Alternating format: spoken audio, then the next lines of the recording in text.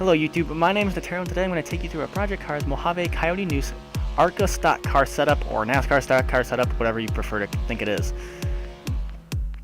Now, I'm going to tell you a little bit of a tip here. I'm not going to talk you through my entire video, just the important things I see, but I want to talk about the tire pressures. And I was doing the test lap, and I don't know if you can hear me or not in the video, but one thing I did notice was it was not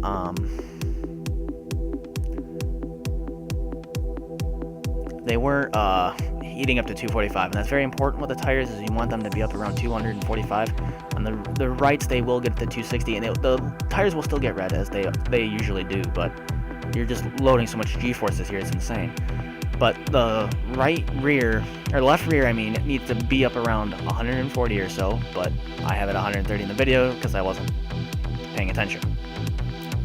If not, though, this setup's good about for a lap, and you can run, the best you could probably run is around a 31, which is my record, which has me 10th on the leaderboard for the PS4. In this video, I ended up running a 33 my first lap, and then the second lap I ended up running a 31 something.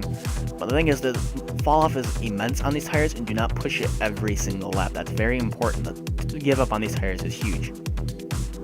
Now you can look at what my setup is. I'm only, again, pointing out the very important ones. Example, the lateral weight bias needs to be at all the way to the left at 51%, and the front needs to go to 51% to the front of the weight, or the weight needs to go to the front. I'm going to actually be doing a video on what all the little tweaks you can do to the car actually do to help you. And you can look at it here, like the caster angle is at 3.0 degrees instead of 4.9 like the right side, and the cambers are reversed. The left side is 3.2 and is positive, and the front right is negative 3.2. Now that's not the final setup. This is not the final setup, as all my tracks are. As soon as I was done with this video, I started messing around with it, trying to change things to try to make it faster, because I'm never happy with my setups. I mean, well, I'm happy, just I can be faster. So I'm always changing them to make them faster. You can also watch my previous setup videos, as they're all very similar in a lot of things I do.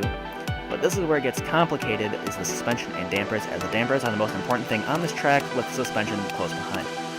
So front left is 75, front right is 90, rear left is 105, and then rear right is 110.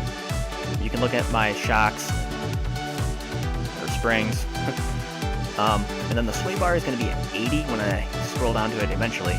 The sway bar can be at 80, and that makes the car turn pretty good, but if you feel like it's a little bit turning too well on the front end, you can just kind of bump it up to whatever you feel like above that.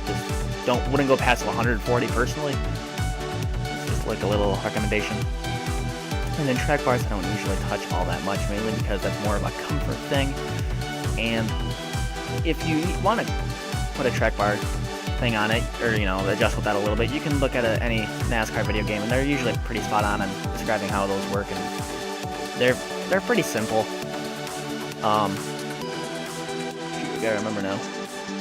I'll talk about that in my setup video. I gotta remember how those work. But up next is the dampers, and I'm not gonna go through it. You just have to pay very close attention to how I have them set up. Ignore my front right bump stop though, is that's experimental. I ended up changing that. I don't remember what it's set at now, but this video you're gonna see me running a lap around here is not the exact same setup you're seeing on this page. So nothing changed in the time from the time you're going to see the car going around the track to this setup video part was made. But you got to pay very close attention, because there's a lot happening with a lot of names. The one I can remember the most is the slow rebounds on the front were the most important, and then the fast rebounds are also very important. Those were both very important parts of the setup. The front rights are different. The left side is lower than the right side. And all of them should be like that, but I have not found the sweet spot for any of them, so I just gave you default, except for what I knew on the fast rebounds on what was better. For example, these slow ones, though, I dropped from like 14,000 or something like that to 9,800. I don't exactly see what the numbers are, because I'm recording this on a very small screen, where my voice is, so I can't see the video very well. Up next, I think, is the differential, and you want your radiator at 44%. I think I went through a little bit more, so I'll wait around. Oh, there we go. Alright, so 44% on the radiator, don't really need to adjust that much. You can even go lower if it's a really short race, but don't adjust the gearing unless you want to have a better start, so you mess with first and second. But fourth, you don't really want to mess with all that much, ever. And the fuel load's not very important on the qualifying one, but the fuel load is how much weight's in the back of the end of the car with the fuel. And as the run goes on, it gets tighter and tighter and tighter. But that's pretty much all that there is for this setup. I'm going to lead you guys around this lap, so you're going to want to kind of leave it in third when you're going around the first corner and when you're trying to heat your tires up, or if you're racing, yeah, you kind of have to put it fourth, but be very careful. If you look at my left sides, after about the first lap, they get pretty close on a 245 where you want them, but they don't actually get there. And like again, the setup isn't built for very long as I list my gear, but you kind of want to keep it on the outside on the first lap, and then when the second lap comes, you want to dive to the inside to try and shave off as many seconds as you can, even though I kind of didn't do that. As this track is very hard to nail the same lap over and over again, which makes the racing here incredibly fun. This is a very fun track to race on with this car, just in general. Sometimes I hook this rumble strip and sometimes I don't, it doesn't really matter. But you want to brake hard and then let it roll into third. I ended up spinning off the corner just a little bit, I think. Oh, maybe I know I didn't.